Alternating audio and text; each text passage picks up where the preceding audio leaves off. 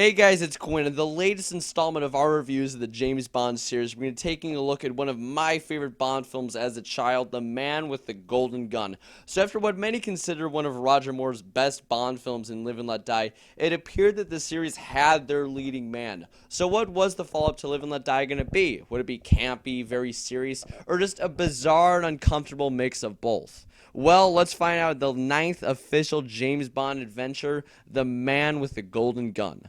So after a fairly solid gun barrel, we are introduced to Maud Adams and a small henchman named Knick-Knack, as well as the main villain of the film, Scaramanga, played by the late Christopher Lee, one of my favorite roles he has ever played. Of course, I'm, biased, but never mind that. We also see that he has a third nipple, but I'm sure that will never be shoehorned into the film again. Anyways, I made it very clear that this is one of my favorite pre-title sequences in the entire series. Everything is so creepy and mysterious, with the music being very slow and methodical, and just how every character seems super uncomfortable with this situation. I love it. I don't want to dive into this too much because I've talked about it before, but I just love how they've also gotten the gangster henchman from Diamonds Are Forever to come back for this opening. They never say it's the same guy from that film, but I'm pretty sure he's supposed to be. Anyways, there's just some great stuff in this pre-title. The random shooting bar guy is actually Roger Moore, and I love how there's just a life-size mannequin of Bond just sitting around. But anyways, Scaramanga wins, and we are off into the theme song. Now, I've ranted about this theme song in the ranking of the Bond theme songs video, so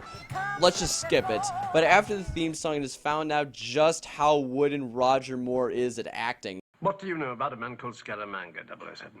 Scaramanga? Oh, yes. The man with the golden gun.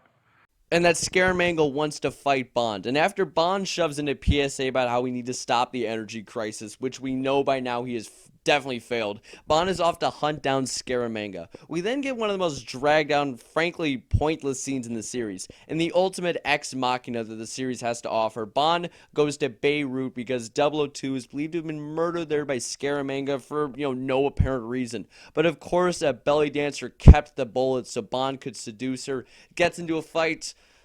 Actually, you know what? If you've ever seen CinemaSins, you know that they just skip a scene if it's pointless. So I'm just gonna skip this scene altogether. I've lost my charm! Not from where I'm standing. So shocker, shocker, Bond gets the bullet and Q confirms who is made by, and even more surprising, it belongs to Scaramanga. That's almost as shocking as when we found out Kananga is actually Mr. Biggs in Live and Let Die. But anyways, it turns out a Portuguese man living somewhere in Asia made the bullet, so Bond goes there and finds out a way to contact Scaramanga's love interest, Miss Anders, played by Maud Adams. And then lucky us, everyone's favorite Bond girl, Goodnight, shows up, and I say that sarcastically, very sarcastically. Sure, she has looks going for her, but my god, she's the single most annoying, frustrating character until Cara Mallovi in The Living Daylights. It's a shame because if she wasn't such a damsel in distress, she could have really been a great character. The thing that I do find kind of funny, though, is how Bond shows his expressions to Goodnight, because he's just pissed off the entire time, kind of like Cara Mallovi in The Living Daylights. I think now is the time that we have to talk about Miss Anders, because her character is one that you just feel sorry for whenever you see her. Like, everyone treats her like shit. Bond uses her and Scaramanga shoots her. It's awful. But anyways, both these characters are written just so uncomfortably that it's hard to feel comfortable when they are on screen. But anyways, Bond, through advanced interrogation, as some governments would like to put it, finds out that Scaramanga will be at a local club called Bottoms Up, so Bond naturally shows up to the party. After Scaramanga shoots someone standing next to Bond, Bond is brought to a police station as a suspect. But oh, funny, clever laughs, it turns out that they're at MI6, and it was just to get Bond back to an outpost that they arrested him in the first place. We then find out more about the benefits of solar panels, which I guess is better hearing it from Bond than from those people who go house to house every day getting paid to read a script. Actually, no, that's literally the exact same thing. But anyways, we find out that Scaramanga killed a guy who had the key to solving the energy crisis, and later we find out Knick-Knack stole it from the dead man's body while no one was looking. Yes, convoluted, I know, but what happens next will take me 10 minutes to fully explain, so I'll just keep it simple as I can. Bond needs to meet some random guy because he is a lead to Scaramanga, so Bond pretends to be Scaramanga by wearing a third nipple because the random guy has never actually seen Scaramanga before. That's as simple as I can put it. After meeting this mysterious guy, Bond basically orders a hit on himself and then is invited back for dinner that night. When Bond returns, he is knocked out and then shipped off to a weird martial arts training school where the students kill each other, which does beg the question of how they still have students, but never mind that. Bond kicks some ass because we're only 45 minutes into the sucker and then escapes in a fight scene that could have been really, really cool, but just turns into what felt like a comic relief moment. Like, honestly, it could have been like that church scene in Kingsman, but hey, who am I to complain? Anyways, what follows is a really great chase after Bond's contact just goes full asshole and just ditches Bond for no apparent reason. Like, I've seen this movie many times, and I've never understood why this happens, but hey, anything to further the plot. So midway through the chase, as the adrenaline's running and the blood is pumping, a big old blood clot shows up. Yes, J.W. Peppers, the white racist of America, who for some reasons in Asia shows up, and yes, do not worry, there is some minor racism here. I know, what a relief it is. Anyways, in a very subtle reference to Live and Let Die by inserting the theme song into the score, JW is pushed into a river by an elephant, and that's all I'm going to say about that. So anyways, Scaramanga kills the random Asian guy from earlier, and one of the biggest shocks in the series, Goodnight actually denies Bond just straight up, and I gotta give her props because 99% of the time, Bond usually gets his way, so... Well, Jesus fucking Christ, that lasted all 5 seconds. My God, what am I even talking about? Then Miss Anders shows up, and Bond basically makes what he can of it. And at this point in the film, I do really start to get uncomfortable. So let's just start anew with the next day. The next day, Bond meets Miss Anders to get the Solix agitator, but she has already been killed by Scaramanga. Bond and Scaramanga then meet when Scaramanga talks about this really dark and creepy story about his time at the circus. And it's a shame because it's actually a great story, but because they keep cutting away to Bond trying to get the Solex on the ground, you really miss the complexities of the story. Anyways, Bond gets the Solix agitator to Goodnight, who immediately, like honestly, immediately gets captured by Scaramanga. It's unbelievable. Bond gives chase in a car from a dealership, which somehow, someway, JW is currently testing out. The chase itself is actually great, and the incredible stunt where the car does a 360 while in the air is even more impressive. Not to beat a dead horse, but the slide whistle during the stunt, I mean, my God, what were they thinking? Why is it there? But anyways, the stunt is cool, so I'll give it more than a pass. I think it's still awesome. One thing that I do love that I don't think is mentioned much is that during this chase, whenever they show Scaramanga, they play the Man with the Golden Gun theme, and whenever they show Bond, they play the James Bond theme. I know it's small, it's just I really like, and I think it's a nice touch, and as an orchestra kid, I appreciate it even more. Anyways, Scaramanga escapes, so Bond, following a tracker that Goodnight has, follows her by plane to a remote island off of China. Scaramanga meets Bond and gives him a full rundown of his solar energy plans, and this is the scene that you either go to the bathroom or to space out, but it's also some really great acting from Christopher Lee, but it's a shame because the scene itself is rather pointless besides the fact that Scaramanga uses a Goldfinger-esque laser to destroy Bond's plane because in the grand scheme of things, this scene really isn't needed at all. What it reminds me of is they're trying to, like, bring back some espionage and complications of From Russia with Love, of Honor Matchy's Secret Service. They're trying to bring back that sort of, this is more deep than it needs to be.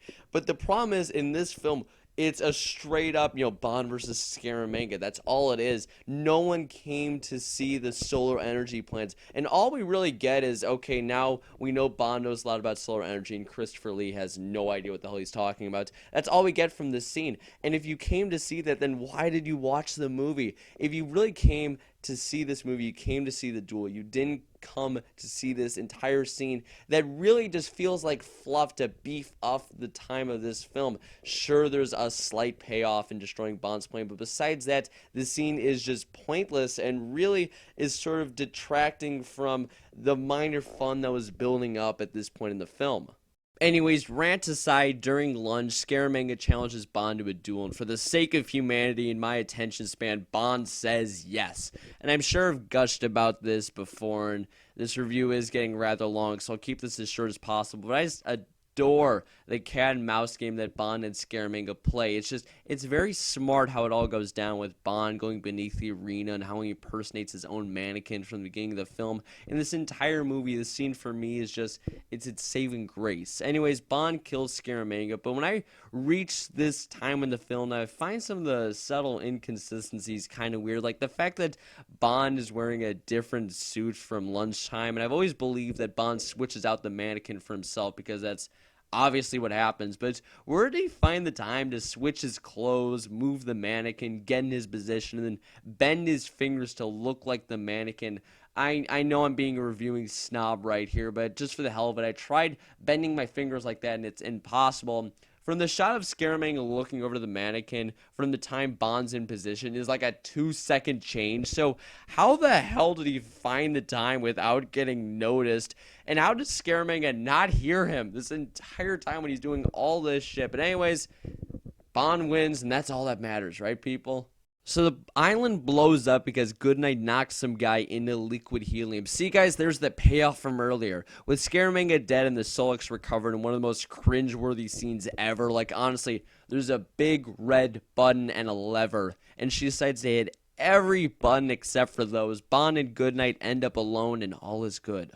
Or is it? Yes, in true Guy Hamilton fashion, again, the henchman has one last crack at it to kill Bond. Of course, Bond wins and the film is over, thankfully. And that is The Man with the Golden Gun. James Bond is here.